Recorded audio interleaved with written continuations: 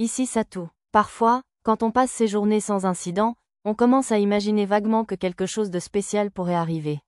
Mais après une vie hors du commun, on prend encore plus de plaisir aux jours ordinaires. Je ne veux plus jamais aller à un thé ou à un banquet. De retour au manoir, Karina s'est affalée sur un canapé.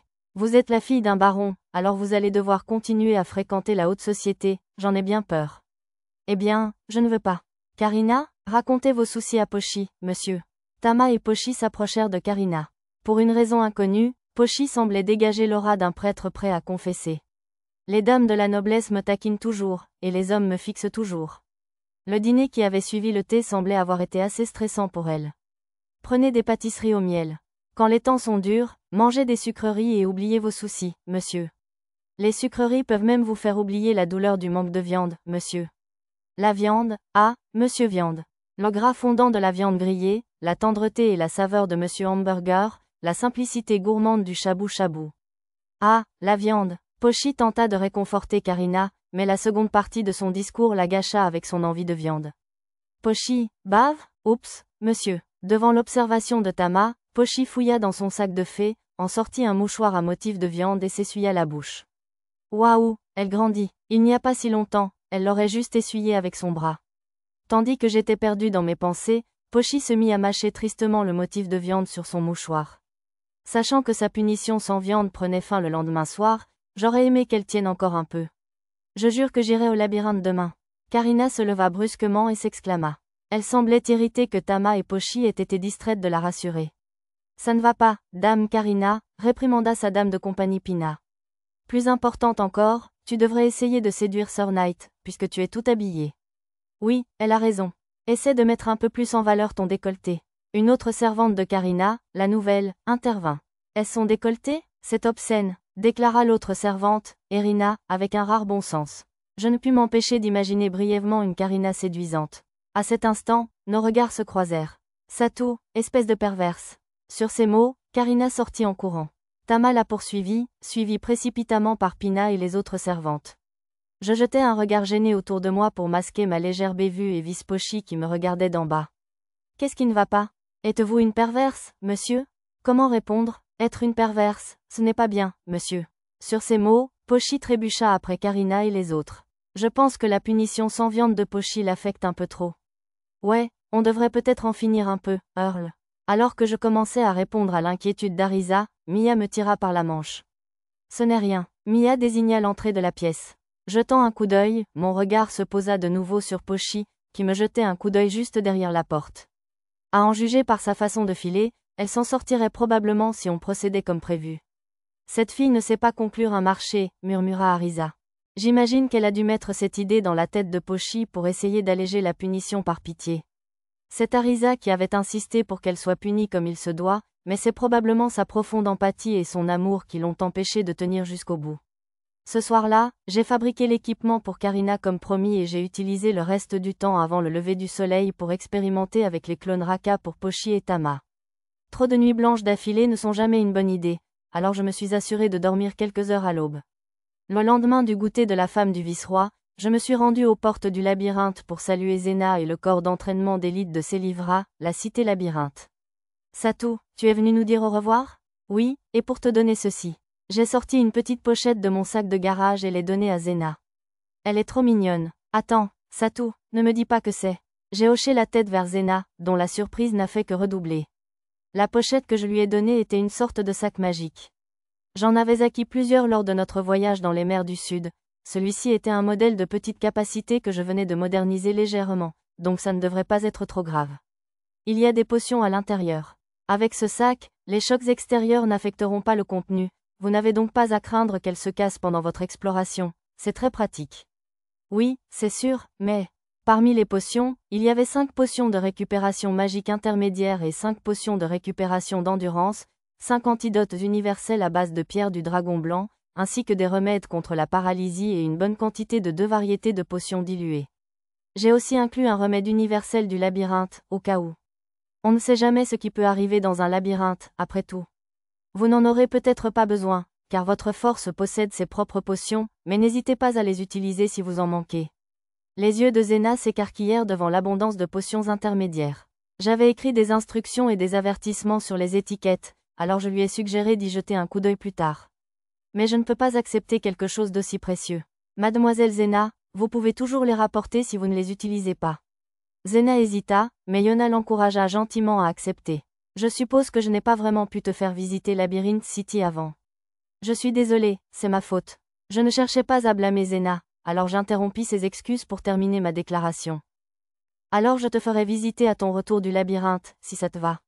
Zena esquissa un sourire. À ton retour, je t'emmènerai dans un très bon restaurant, alors attends-le avec impatience. Je le ferai, répondit Zena avec l'air d'une jeune fille amoureuse, ce qui fit pétiller les yeux des spectateurs. Je ne cherchais absolument pas à séduire Zena avec mon offre, mais je suppose que c'était le sentiment de ceux qui nous entouraient. Je devrais peut-être être plus prudente dans la formulation de mes invitations. Zenachi, on dirait qu'on va bientôt partir. Lilio désigna derrière nous, où les membres du groupe d'explorateurs Silverlight marchaient, vêtus d'armures argentées. Ceux à l'arrière portaient plutôt une cotte de maille.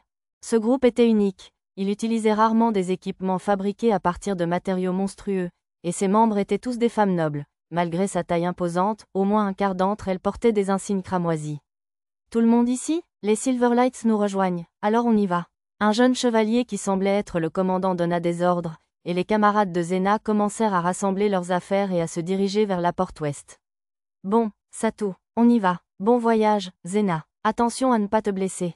J'aurais aimé l'accompagner, mais j'ai hésité, car la voir suivre une mission d'entraînement militaire dans le labyrinthe par un étranger pourrait nuire à la réputation de Zena.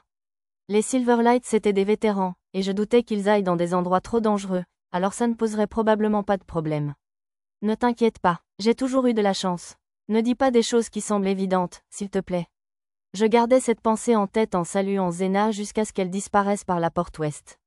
J'avais oublié de leur demander quand ils reviendraient, mais comme je doutais qu'ils passent beaucoup de temps dans le labyrinthe lors de leur première excursion, j'ai décidé de réserver au restaurant pour chaque jour jusqu'à mon départ pour la capitale royale.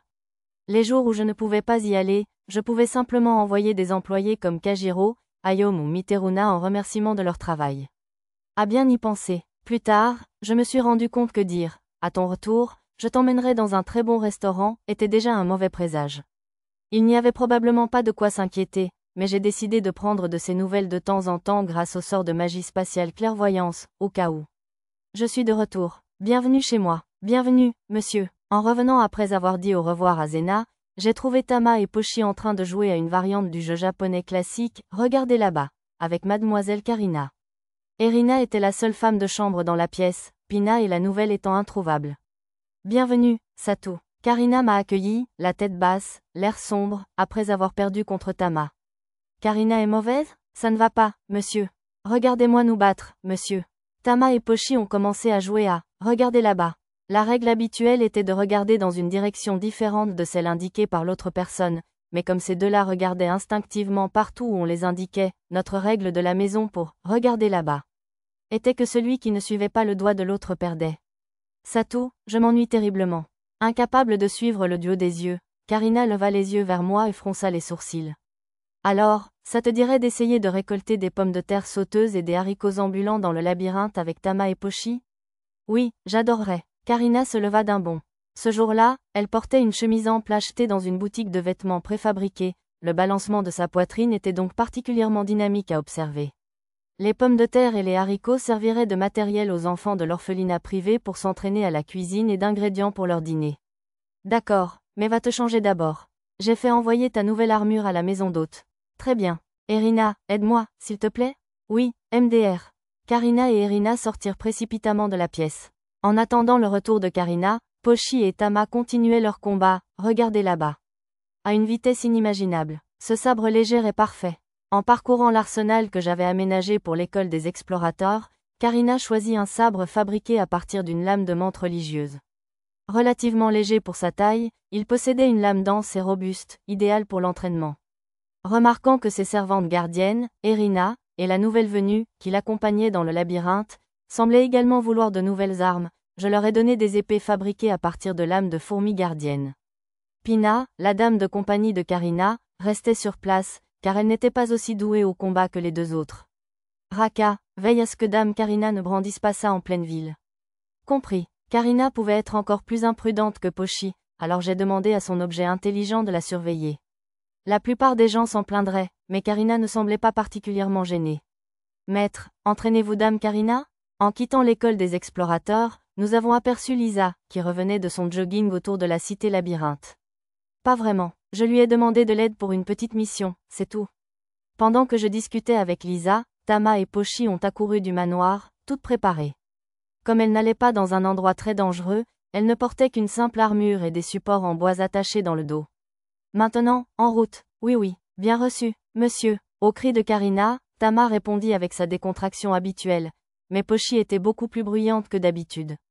Elle avait d'ailleurs répété « Monsieur » encore plus souvent. Peut-être que le stress de ne pas avoir de viande la gênait? Je suppose que je devrais vraiment réserver cette punition sans viande au cas extrême à l'avenir. Je vais préparer un festin de viande complet pour le dîner ce soir, alors faites de votre mieux.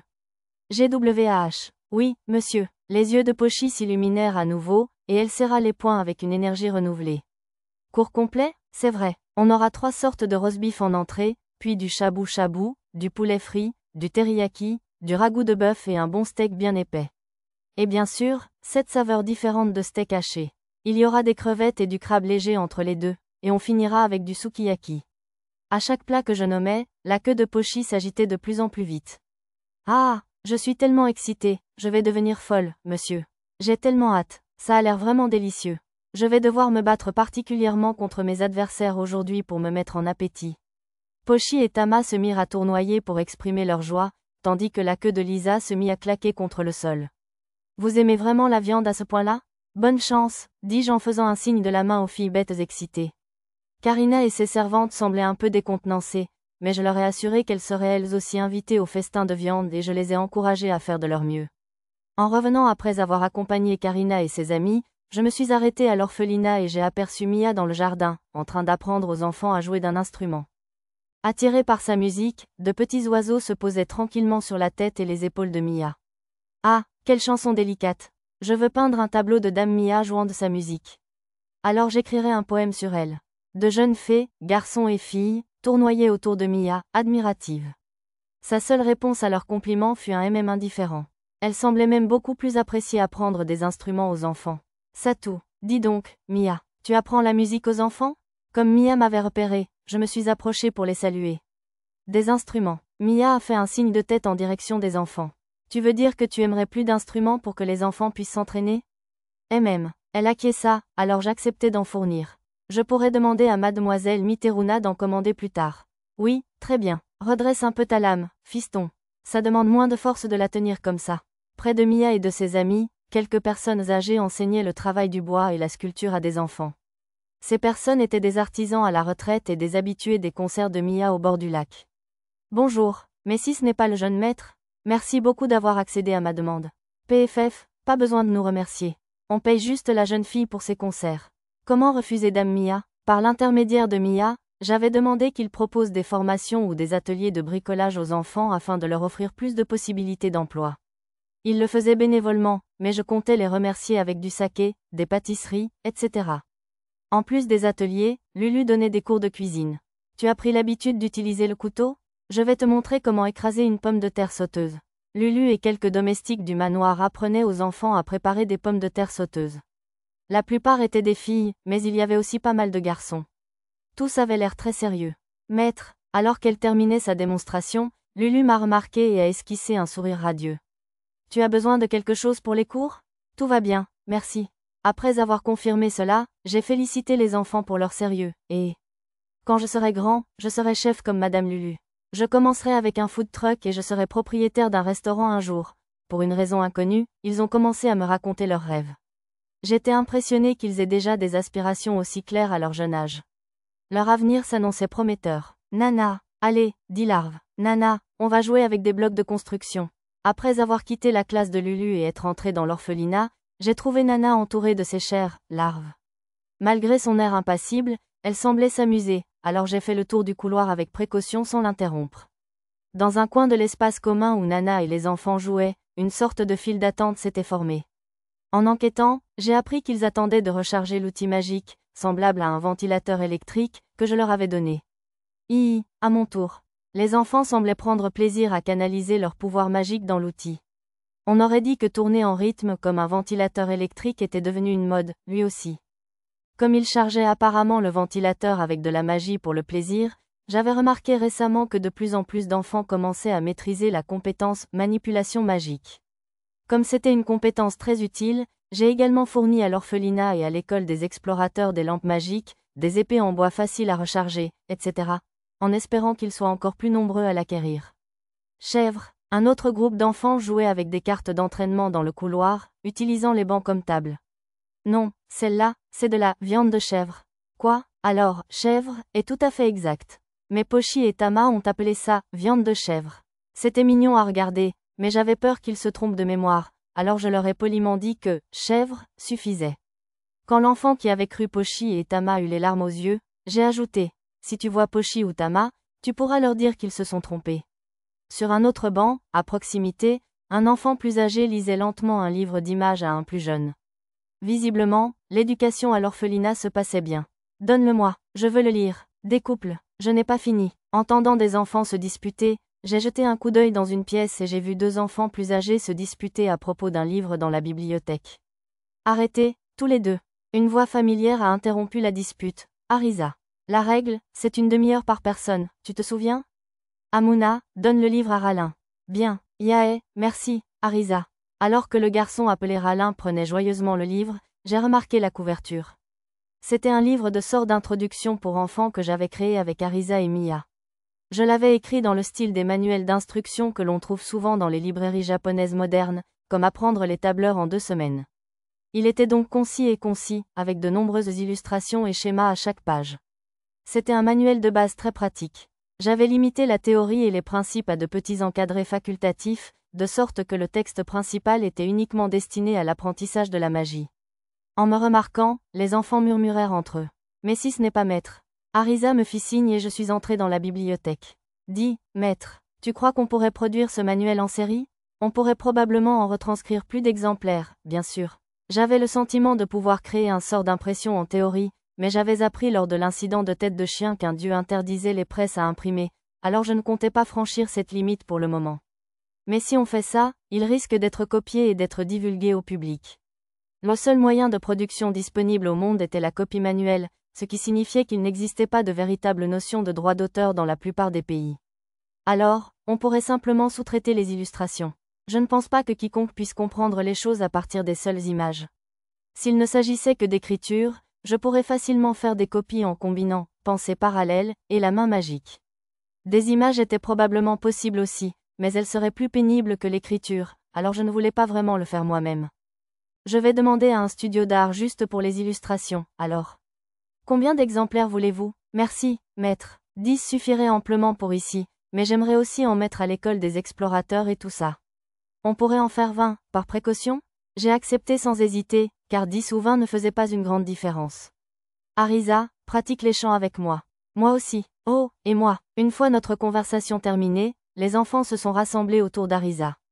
On va distraire les gens qui essaient de lire ici, alors faisons-le dehors. Ça te dit, maître? Ne voulant pas refuser son invitation, j'ai participé à la répétition de chants avec les enfants. Ce faisant, j'ai fini par promettre de faire ma répétition habituelle du matin et du soir avec eux dès le lendemain. Oh, je suis tellement contente, c'est flippant, monsieur. Ce soir-là, quand les filles sont revenues du labyrinthe, je leur ai offert le festin de viande complet que j'avais promis à Pochi. Tellement copieux. Quel festin spectaculaire. Tama et Lisa avaient été légères sur la viande par compassion pour Pochi ces derniers jours, alors elles étaient presque aussi contentes qu'elles de se régaler de viande. Toutes les 3 avaient le ventre bombé comme dans un manga et étaient allongées, satisfaites, dans le salon. Elles semblaient extrêmement heureuses et détendues. Mia et moi avions abandonné après un tour, mais les filles bêtes continuaient à se battre pour la bonne cause, tour après tour, contre des plats de viande. C'était délicieux, mais bien plus de viande que ce que l'on devrait manger en une seule journée. Et même, malgré ces paroles, Arisa avait tenu bon jusqu'au 3e tour et s'était plainte d'avoir trop mangé jusqu'à ce que je lui donne un médicament pour l'estomac. Ah, quel délice! Le poulet frit était tellement bon. Je pourrais fondre. Karina, Erina et la nouvelle étaient elles aussi allongées joyeusement sur le canapé. Cependant, Pina grondait les 2 autres domestiques pour ne pas avoir fait plus attention à leur statut. Une fois rassasiés, Nana et Lulu allèrent livrer les portions accidentelles, en trop à l'orphelinat et à l'école des explorateurs. Maître, vous avez mangé plus que d'habitude aujourd'hui. je suppose. J'ai hoché la tête. Pochi et les filles étaient si adorables en dégustant la viande avec délice que je n'ai pas pu résister à les rejoindre pour les remplir. Désormais, je m'étais juré d'éviter toute punition alimentaire, même si je devais punir les enfants pour quelque chose à l'avenir. Après tout, les repas étaient meilleurs quand tout le monde pouvait les savourer ensemble. J'étais trop repu après le dîner pour avoir envie de faire grand-chose, mais j'ai quand même travaillé un peu sur les clones de Raka avant d'aller me coucher. J'avais terminé la sélection des circuits magiques, mais j'avais déterminé que mon équipement et les machines du manoir Ivy ne pouvaient pas les produire dans un format suffisamment compact pour être facilement transportables. Pour l'instant, j'hésitais entre demander de l'aide aux elfes de la forêt de Bolénan ou stocker une machine plus grande dans un sous-espace comme je l'avais fait pour le pistolet accélérateur de Lulu. On dirait qu'il travaille dur. Le lendemain matin, après avoir salué mademoiselle Karina et ses compagnons qui allaient s'entraîner dans la section 1 du labyrinthe et commander les illustrations pour les copies de manuels demandées par Arisa, je suis allé faire un tour à l'école des explorateurs.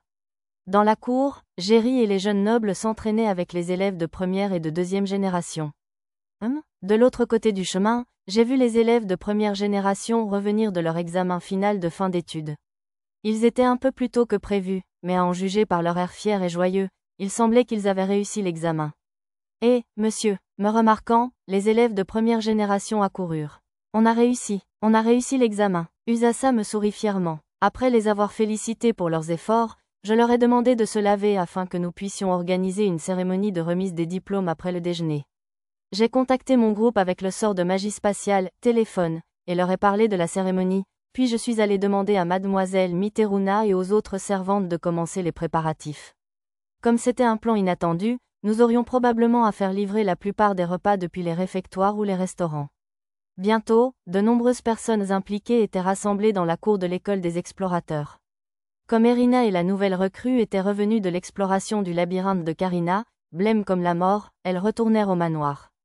J'en avais déduit qu'elles avaient combattu une tonne de gobelins, car elles murmuraient d'une voix sombre des choses comme « Allez, s'il vous plaît, plus de gobelins » et « Les ombres, le plafond, il y en a partout ». Contrairement à Karina, elle n'avait pas la protection de Raka, alors j'étais sûr que c'était bien plus pénible pour elle.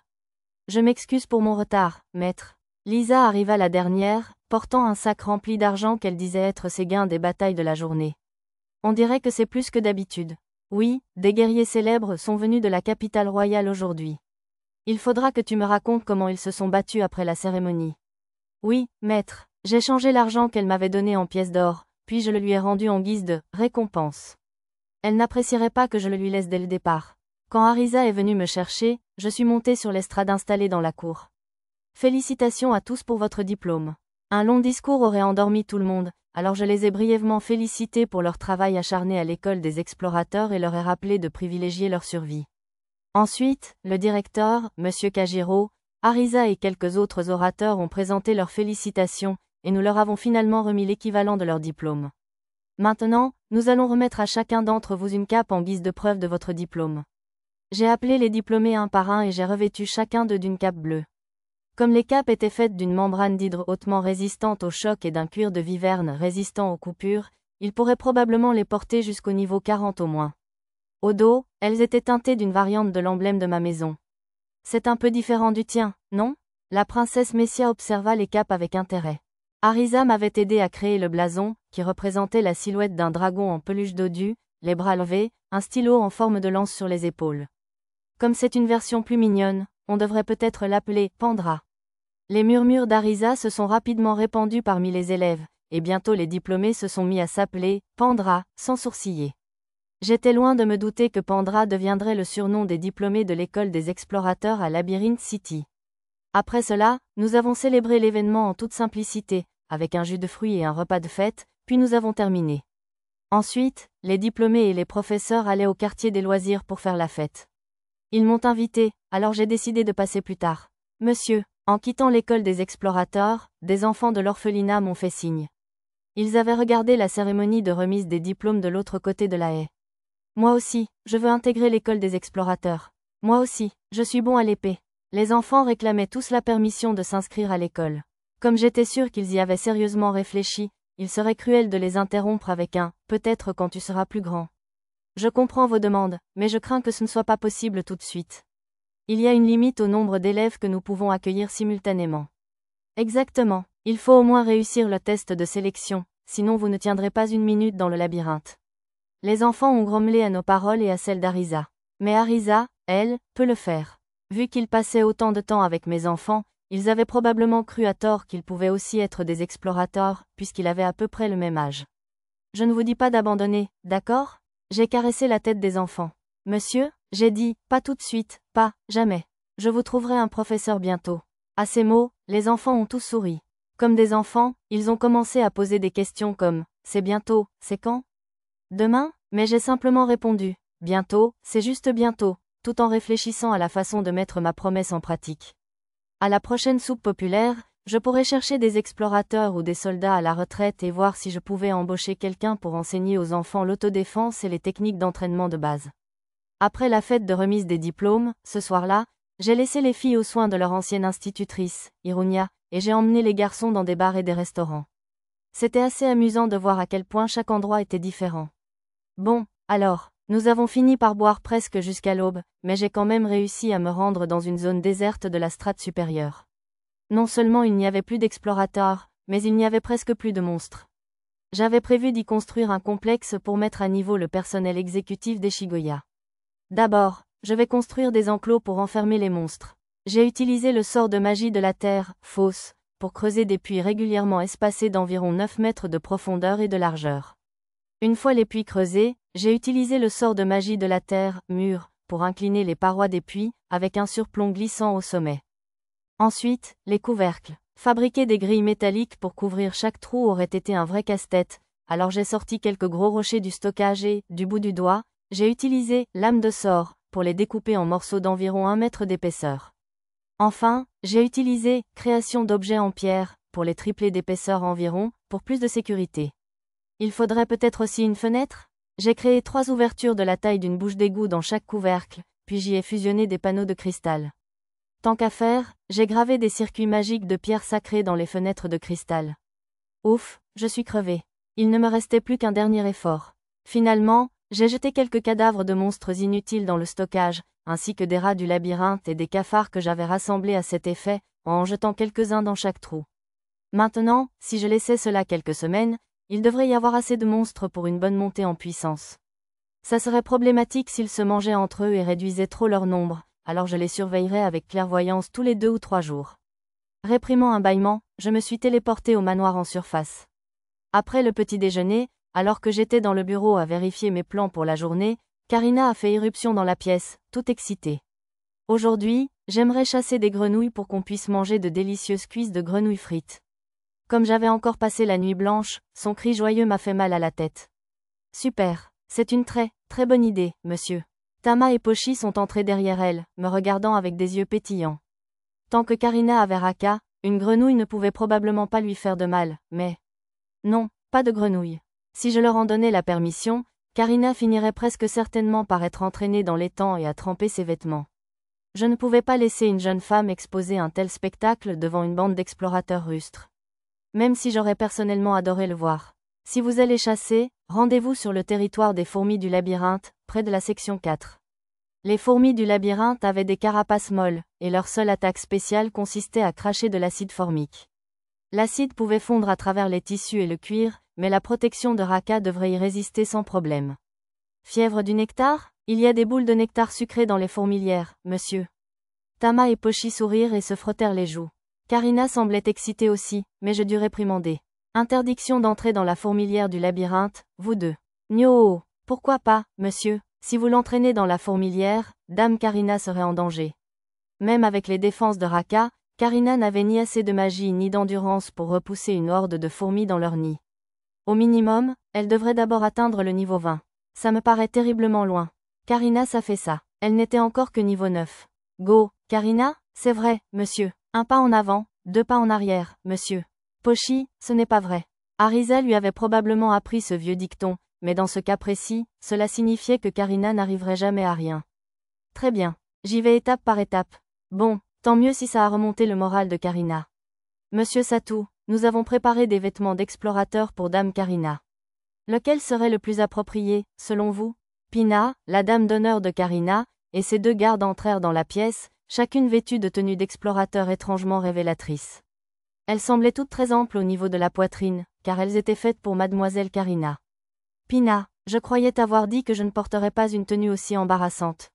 Les boucles dorées de dame Karina tremblaient de rage. Ces vêtements auraient été parfaits dans de vieux jeux ou dessins animés, mais elle serait probablement morte de honte si elle les portait en public. Il y avait des endroits assez froids dans le labyrinthe, alors je lui ai poliment déconseillé de porter des vêtements trop révélateurs pour explorer. Très bien, mais n'aimerais-tu pas voir dame Karina porter des vêtements comme ceux-ci? Pina était un peu rouge en disant cela. Je suppose qu'elle était gênée aussi. Bien sûr, cela ne me dérangerait pas de voir la silhouette ridiculement ronde de Karina dans des vêtements légers, mais... À la seconde où cette pensée m'a traversé l'esprit, la porte s'est ouverte brusquement et le couple de fer forgé Mia et Arisa a fait irruption dans la pièce. Coupable, mon détecteur de pervers s'est déclenché, et bien sûr, tu es là à faire porter des vêtements trop grands aux servantes et à sourire en coin. Si c'est ce qui te plaît, je te dis toujours de demander à ta chère Arisa. Arisa s'apprêtait à attraper son bouton du haut, mais Mia lui donna une tape sur la tête. Du calme. Allez, c'est un malentendu. Pina et les autres présentaient de nouveaux vêtements pour dame Karina, mais je leur disais juste que ce n'était pas une tenue appropriée pour le labyrinthe. Karina et les servantes hochèrent la tête lorsqu'Arisa les regarda, si bien qu'elle crut à mon explication. Retraite. On ne peut pas laisser maître perdre le contrôle. Dépêche-toi de te changer, s'il te plaît. Mia et Arisa firent sortir les servantes. Je vous l'avais dit, le charme de dame Karina réside dans ses petits interstices et son impuissance, pas dans son sex-appeal pur et dur. Mon talent, oui fine, a capté les grognements de la nouvelle venue auprès de Pina et Irina. Elles étaient bien moins pâles après une bonne nuit de sommeil. Elles semblaient même de bonne humeur après avoir gagné de l'argent en vendant les noyaux de leur chasse. Chassons encore plus de proies aujourd'hui. Une fois prête et en route pour le labyrinthe, Karina leva les poings avec excitation. Aïe, aïe, oh, monsieur, poussant une acclamation qu'elles avaient dû apprendre d'Arisa, Tama et Pochi formèrent les lettres AO en criant.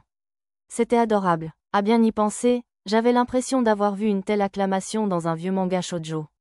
Moi aussi, j'aimerais bien. Oh, en effet, les poses AO étaient tout simplement mignonnes quand les enfants les faisaient, mais avec les proportions de Karina, elles étaient très sexy. Faire le premier A avec ses bras était normal, mais les choses se corsèrent lorsqu'elle les leva et se pencha en arrière pour le second A, puis forma un O d'une manière qui fit bondir sa poitrine de façon absurde.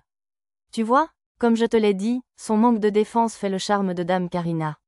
Grr, tu as raison, mais ce visage suffisant me fait toujours tiquer, zut. Derrière elle, la nouvelle et Irina murmurèrent entre elles. Eh, monsieur, vous allez au labyrinthe aujourd'hui aussi? Bonjour, mademoiselle Nehru. Non, je suis juste là pour leur dire au revoir. Nehru s'approcha pour les saluer, laissant une jeune fille s'occuper du stand de nourriture. Au fait, je n'ai pas vu ce noble gosse ces derniers temps. Il est malade ou quoi? Tu veux dire Sir Luram? C'est lui. Nehru prit une pause exagérée quand j'eus deviné le nom. Luram, un ami de Jerry, était un client régulier du chariot de Nehru, ce qui expliquait probablement leur complicité. Il travaille dur avec ses amis de l'école des explorateurs. Ah oui, s'il ne vient pas avant un moment, on ferait mieux d'arrêter de préparer sa recette spéciale pour le moment. Ça gâche beaucoup trop d'ingrédients.